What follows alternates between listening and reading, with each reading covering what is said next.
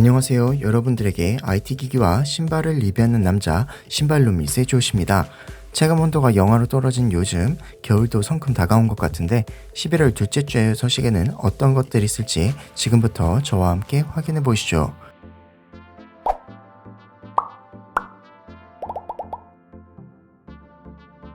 갤럭시 S23 시리즈의 원 UI 6 안드로이드 14 정식 업데이트가 계속 지연되어 국내 사용자들 사이에서 불만이 커지고 있습니다. 원 UI는 매끄러운 디자인과 다양한 개인화 옵션 등 향상된 사용성을 제공하며 새로운 기본 글꼴을 제공하고 삼성 키보드에 새로운 이모지를 추가하는 등 보다 더 세련된 모습으로 개선된 것이 특징입니다. 그래서 많은 사용자들이 기대하고 있는 가운데 해외 여러 국가에서는 벌써 업데이트가 진행되었고 큰 문제는 없는데도 불구하고 국내에는 업데이트가 지연되고 있어 국내 사용자들에게서 불만을 사고 있습니다. 하지만 지금 여러 들리는 소식에 의하면 안드로이드 14에 버그가 있는데 원 UI 6에서도 같은 이슈가 있을 것으로 의심되어 국내 버전은 정식 출시 전 꼼꼼하게 최종 후보를 검토 중이며 이로 인해 삼성전자 커뮤니티에서는 앞으로 1-2주가량 더 소요될 것으로 예상된다라고 밝혔습니다. 현재 삼성전자에서 갤럭시 Z 시리즈 1세대 지원 종료가 된 가운데 시장 조사기관 트렌드포스에서 삼성이 2024년에 중고 폴더블 폰을 출시할 계획이라고 주장하였습니다. 주장에 따르면 삼성이 2024년 중급 폴더블 폰을 출시해 가격 장벽을 더욱 낮추고 더 많은 소비자가 폴더블 폰을 더 쉽게 이용할 수 있도록 할 계획이라고 밝혔는데 현재 중급 폴더블 폰에 대한 폼팩터, 사양에 대한 정보는 아직 전해지진 않았지만 외신에서는 60만원대를 목표로 할 것이라는 소식도 흘러나오고 있는 상황입니다. 삼성전자가 최신 5000만 화소급 아이소셀 이미지 센서 GNK를 공개했습니다.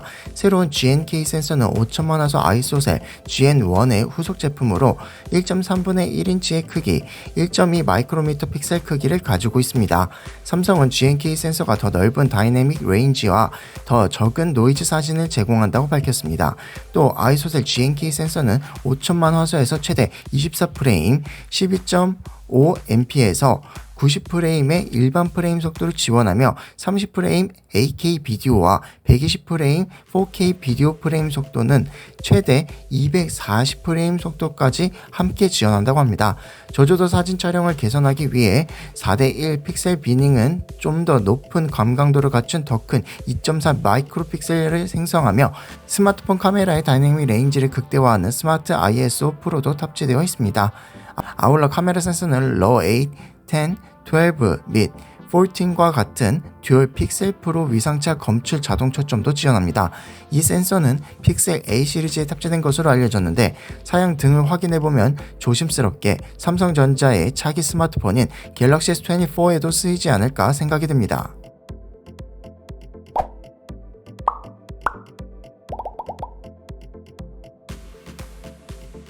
대만 미디어텍의 플래그십 AP 디멘시티 9300의 멀티코어 성능이 경쟁 칩을 압도하는 것으로 나타났습니다.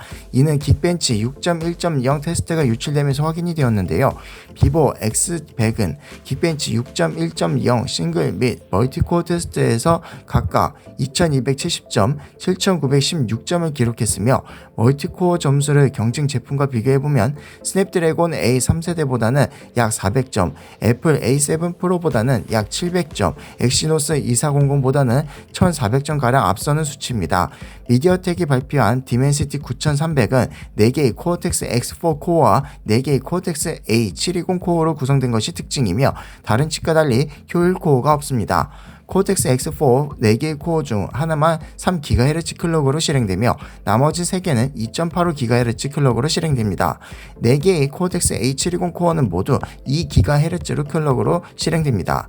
미디어텍은 작년에 출시된 디멘시티 9200과 비교해 동일한 성능 수준에서 효율성이 최대 33% 정도 향상되었으며 최고 성능에서는 40% 향상된 성능을 제공한다라고 밝혔습니다.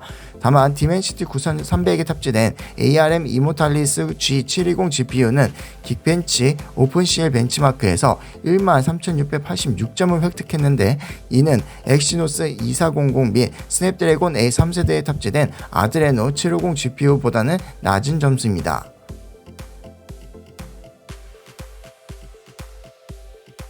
이고르스랩이 14세대 코어 프로세서 수율 조사 결과를 발표했습니다.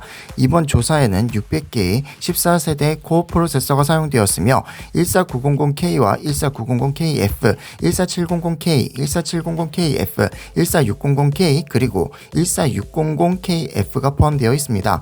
조사 방법은 ASUS ROG 메인보드가 제공하는 실리콘 예측 결과를 비교하는 방식으로 진행되었으며, ASUS ROG 막시무스 Z790 히어로 보드가 사용되었습니다. 결과는 14900K와 14900KF의 경우 평균 XP 값이 99.4와 97점으로 확인되었는데, 최대 SP 값은 112와 104였으며 전반적으로 14900K가 14900KF보다 SP 값이 높은 것으로 나타났습니다.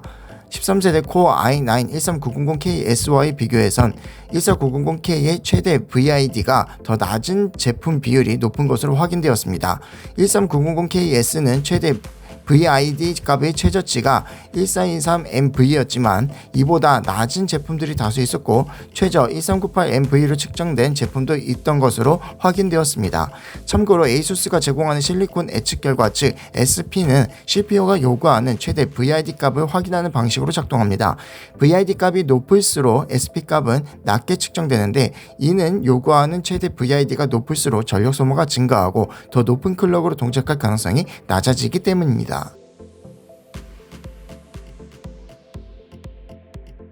비디오카즈에 따르면 보드 파트너사들은 올해 대형 그래픽카드 출시를 기대하지 말 것을 당부하는 내용을 전달했으며, 이는 최근 각종 루머가 양상되고 있는 RTX 40 슈퍼 시리즈에 의식한 답변으로 판단됩니다.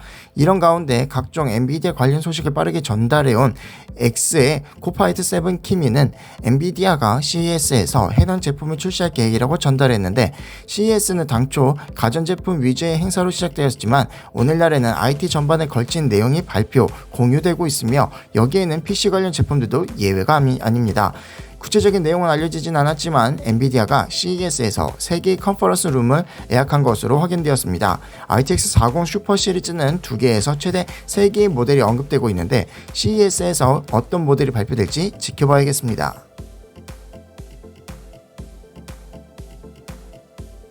마이크로소프트가 구형 윈도우 10 운영체제에 대한 지원 연장을 놓고 내부 논의를 진행 중인 것으로 알려졌습니다. 윈도우 10 OS는 2025년 10월 모든 지원이 종료됩니다. 해외 매체 윈도우 센트럴에 따르면 소식통은 MS는 내부적으로 윈도우 10 지원 연장에 대해 논의를 진행하고 있지만 아직 결정이 내려지지 않았다라고 말했습니다. 마이크로소프트가 윈도우 10 연장을 검토하는 이유는 생성형 AI, 즉 코파일럿 점유율 확대 전략과 관련이 있습니다. 윈도우 센트럴에 따르면 마이크로소프트는 조만간 윈도우 10 업데이트를 통해 코파일럿을 지원할 예정인데, 사이드바를 통해 코파일럿을 이용하는 방식은 윈도우 11과 동일한 것으로 알려졌습니다. 현재 윈도우 11 전세계 사용자는 약 4억 명으로 추정되며 윈도우 10 전세계 사용자는 약 10억 명으로 추정됩니다. 아직 미개척 시장인 윈도우 10에 코파일럿을 제공할 경우 최대 14억 명의 코파일럿 사용자를 확보할 수 있습니다. 한편 마이크로소프트는 코파일럿뿐만 아니라 다른 새로운 기능도 윈도우 10 OS로 백포트할 것으로 알려졌습니다.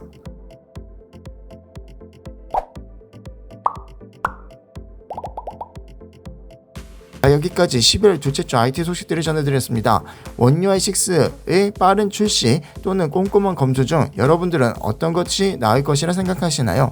11월 둘째 주 IT 소식들에 대한 여러분들의 생각을 아래 댓글로 남겨주시고 좋아요, 구독까지 해주시면 감사하겠습니다. 그럼 여러분들에게 IT 기기와 신발을 리뷰하는 남자 신발로밋의 조씨는 다음 영상에서 찾아뵙겠습니다.